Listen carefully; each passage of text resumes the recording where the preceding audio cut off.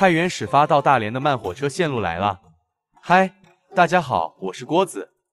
今天给大家推荐的火车旅游线路是太原到大连的 K9624慢火车，沿途我们经过大同、北京、锦州、瓦房店等地，总里程达1527公里。好了，下面跟着我一起去看看是如何乘车的吧。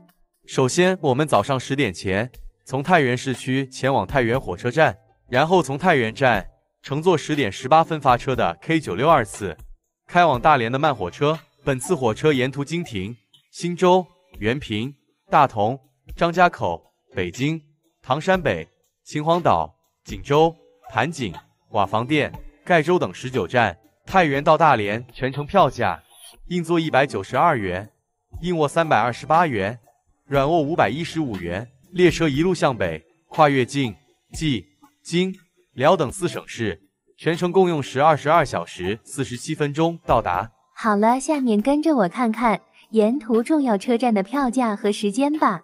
火车从太原站驶出，经过忻州、原平、大同、天镇等站，到达张家口的时间是17点15分，共用16小时57分钟，票价最低仅69元。离开张家口，经过宣化、沙城，到达北京站的时间是20点53分，共用时10小时35分钟，票价最低93元。离开北京，经过唐山北，到达秦皇岛的时间是第二天凌晨1点03分，共用时14小时45分钟，票价最低124元。离开秦皇岛，经过山海关，到达锦州的时间是凌晨3点28分，共用时17小时20分钟，票价最低148.5元。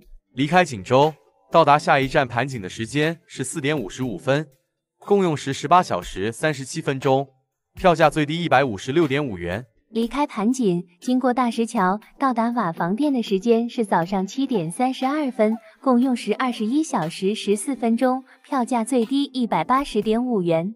离开瓦房店，经过盖州，最后到达本次火车终点站大连的时间是9点05分，全程共用时22小时47分钟到达。本次线路我们共花费票价约192元，是太原到大连最便宜的慢火车。好了，到达大连站，我们下个视频见。